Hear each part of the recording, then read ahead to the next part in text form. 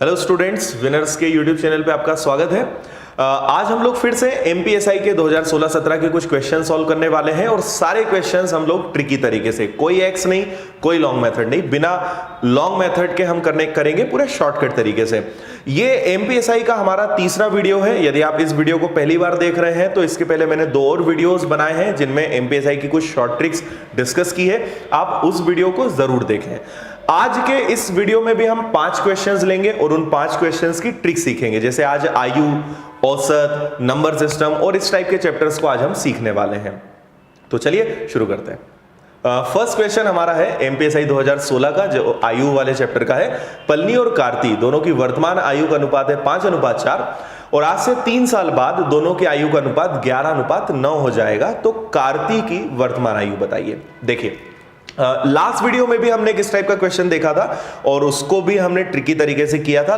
Same हम उसी तरीके से करने वाले हैं।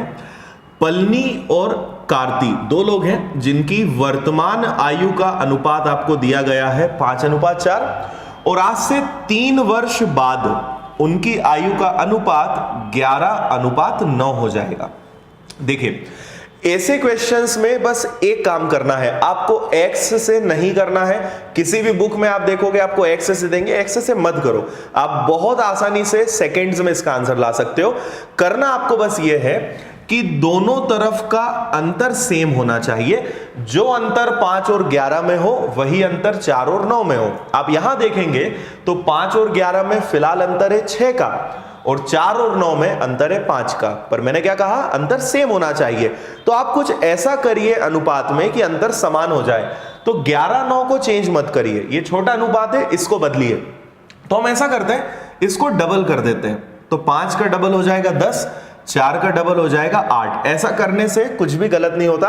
अनुपात को आप डबल ट्रिपल कुछ भी कर सकते हो, वो गलत नहीं है। अब देखिए, आप यदि दोनों तरफ अंतर देखेंगे तो आपको सेम दिखेगा। पहले ये 10 था, अब 11 हो गया। पहले ये 8 था, अब 9 हो गया। तो पलनी पहले 10 अब 11, मतलब इसका अनुपात बढ़ गया 1। कार्ती पहले 8 अब 9, इसका भी अनुपात बढ़ गया 1। और ये 1 का अनुपात क्यों बढ़ा? क्योंकि ये जो अनुपात है ये कितने वर्ष बाद का है? 3 वर्ष का। मतलब दोनों के अनुपात में 1 का अंतर आया 3 वर्ष के कारण, मतलब 1 बराबर 3। तो आपको 1 की वैल्यू मिल गई। अब जिसके बारे में पूछा है आप उसमें गुणा कर दीजिए। तो सवाल में आपसे पूछा था कार्ती की वर्तमान आयु। तो देखिए, ये जो अनुपात है ये 3 साल बाद का है और वर्तमान वाला 10:8 है। तो कार्ती का आज अनुपात है 8 और 1 की वैल्यू 3 है। तो कार्ती की वर्तमान उम्र हो जाएगी 24 वर्ष। आइए सेकंड क्वेश्चन की ओर बढ़ते हैं। सेकंड क्वेश्चन हमारा है, इस बार आपको कुछ सॉल्व नहीं करना है, केवल पढ़ना है और अपने नॉलेज के बेस पे आपको आंसर देना है। ये भी एमपीएसआई 2016 का सवाल है ऋणात्मक परिमेय संख्या का व्युत्क्रम क्या होता है? इंग्लिश में यदि हम कहें तो ऋणात्मक मतलब नेगेटिव रैशनल नंबर, परिमेय संख्या का व्युत्क्रम जिसको बोलते हैं रेसिप्रोकल, वो क्या होता है? देखिए, पहले हम थोड़ा सा एग्जांपल समझे। ऑप्शंस भी आपको दिए हुए हैं कि वो धनात्मक हो जाएगा, ऋणात्मक हो जाएगा, धनात्मक या ऋणात्मक हो सकता है या दोनों नहीं हो सकता है। तो पहले हम थोड़ा सा इसको डिस्कस करें। पहले तो आपको यह पता होनी चाहिए कि परिमेय संख्या क्या होता है।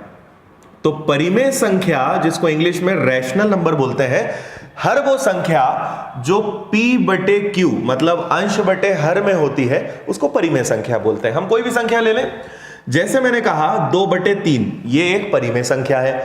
आपसे बोल रहे हैं कि ऋणात्मक परिमेय संख्या मतलब इसके आगे हम माइनस लगा दें। इसका व्युत्क्रम मतलब इसको यदि पलट दिया जाए तो जो नई संख्या बनेगी वो धनात्मक बनेगी, ऋणात्मक बनेगी, दोनों हो सकती है या दोनों नहीं हो सकती है। तो देखिए, -2/3 अपने आप में ये कुछ इस तरीके का होता है कि -2/3। जब आप इसको पलटेंगे मतलब इसका व्युत्क्रम करेंगे तो -2/3 जो है वो पलट कर क्या बन जाएगा? 3/-2। अब ऐसा तो हम लिखते नहीं है, यदि माइनस नीचे आया है तब भी वो कॉमन रहेगा। तो इसको हम कुछ इस तरीके से लिखेंगे -3/2। तो आप देख रहे हैं कि पहले भी वो संख्या माइनस थी, अभी भी वो संख्या माइनस है। मतलब यदि कोई ऋणात्मक परिमेय संख्या है और उसको यदि आप पलटते हो, उसका व्युत्क्रम करते हो, तब भी वो ऋणात्मक ही होगी। तो इस प्रश्न का जवाब होगा ऑप्शन बी, ऋणात्मक परिमेय संख्या। आइए तीसरे क्वेश्चन की ओर हम बढ़ते हैं। तीसरा क्वेश्चन औसत वाले चैप्टर का है। क्वेश्चन है कि 10 संख्याओं का औसत 15 है।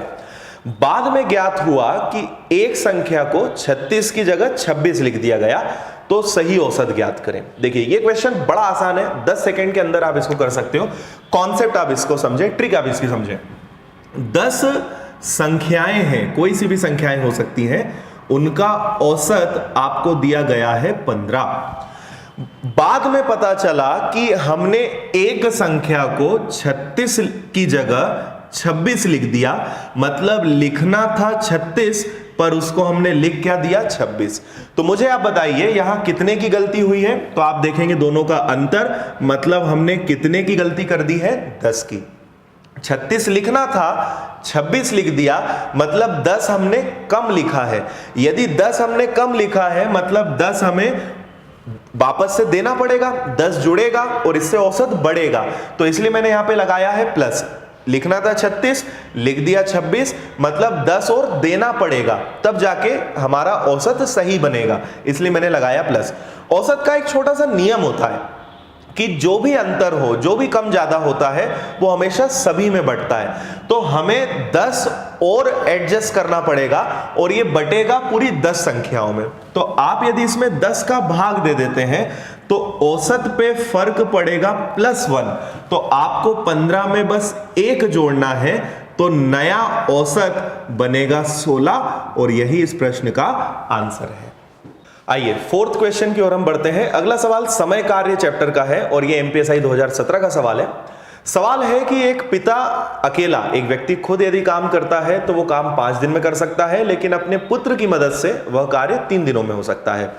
तो पुत्र अकेला वही कार्य कितने दिनों में कर सकता है। देखिए, पिता अकेला यदि कार्य करेगा तो उसे लगेंगे 5 दिन, और यदि वो अपने पुत्र की मदद लेता है, मतलब पिता और पुत्र दोनों मिलकर कार्य करते हैं, तो वो कार्य कितने दिनों में होगा, 3 दिन में। देखिए यहां पे मैं इसका बहुत ज्यादा बेसिक नहीं बता पाऊंगा, बाकी यदि आपको समय कार्य करना आता है तो बेसिक आपको पता होगा।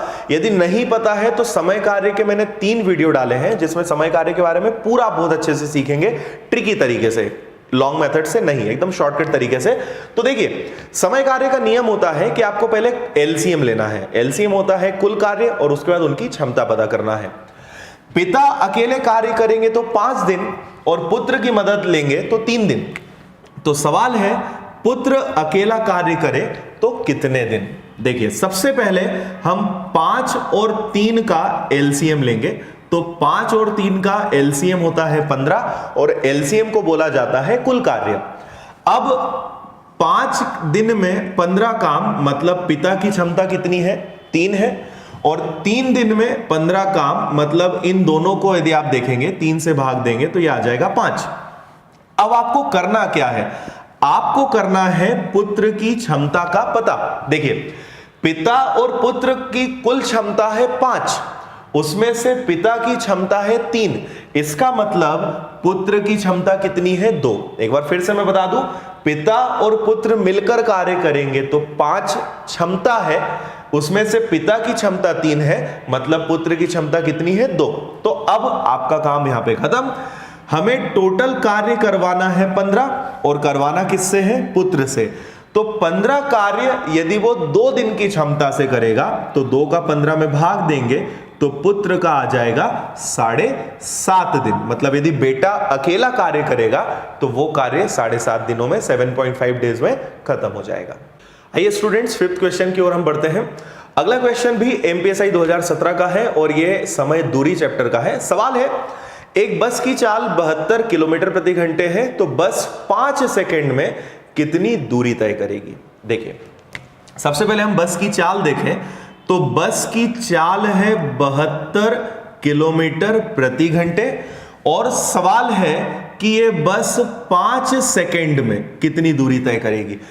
एक चीज इन चैप्टर्स में ध्यान रखने लायक ये होती है इकाई। यहां किलोमीटर प्रति घंटे चल रहा है और यहां सेकंड चल रहा है। तो अधिकतर बच्चे क्या करते हैं कि 72 को चेंज करे बिना वो आंसर लाते हैं और आखिरी में गलत आएगा। तो यदि ये सेकंड है तो आप या तो चाल को कुछ ऐसा बनाएं कि वो भी सेकंड में आ जाए। तो आपको पता होगा, जैसा मैं क्लास में बताता हूं, कि यदि किलोमीटर प्रति घंटे में चाल दी हुई है और उसमें 5/18 का गुणा कर दिया जाए तो वो चाल मीटर प्रति सेकंड की बन जाती है। यदि आपको नहीं पता है तो आप इसको नोट करें। किलोमीटर प्रति घंटे की चाल को यदि 5/18 से गुणा कर दें तो वो किस में बदल जाती है? मीटर प्रति सेकंड में। तो देखिए, हमारी चाल है 72 किलोमीटर प्रति घंटे। इसको यदि मैं 5/18 से गुणा कर दूं तो 18 से कैंसिल हो जाएगा ये 4 बार, और 4 और 5। तो अब हमारे पास चाल आ गई कि बस की चाल है 20 मीटर प्रति सेकंड, मतलब 1 सेकंड में कितनी दूरी तय करेगी?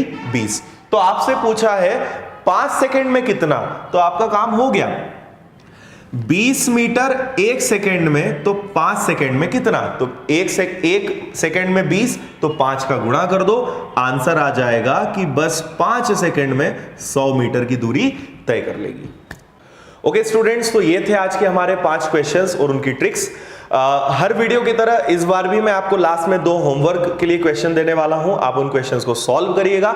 जो क्वेश्चंस आज आपने 5 सीखे हैं उन्हीं में से थोड़ा सा चेंज करके मैं क्वेश्चन आपको दूंगा, तो आप उन्हें सॉल्व करें और कमेंट करके उनके आंसर्स आप जरूर बताएं। तो होप कि आपको वीडियोस बहुत अच्छे लग रहे होंगे, और किसी भी प्रकार का यदि आपको कोई सुझाव है तो आप जरूर बताएं। यदि वीडियो आपको अच्छा लग रहा है तो आप लाइक जरूर करें। वीडियो यदि आपने फर्स्ट टाइम देखा है, मैंने शुरुआत में भी कहा है कि आप पुराने 2 वीडियोस और देखें जो MPSI के बने हुए हैं। इसके अलावा हमने वर्ग के घनमूल और भी कई वीडियोस अपलोड करे हैं। और यदि आपने अभी तक चैनल को सब्सक्राइब नहीं किया है तो चैनल को सब्सक्राइब जरूर करें। Okay, thank you.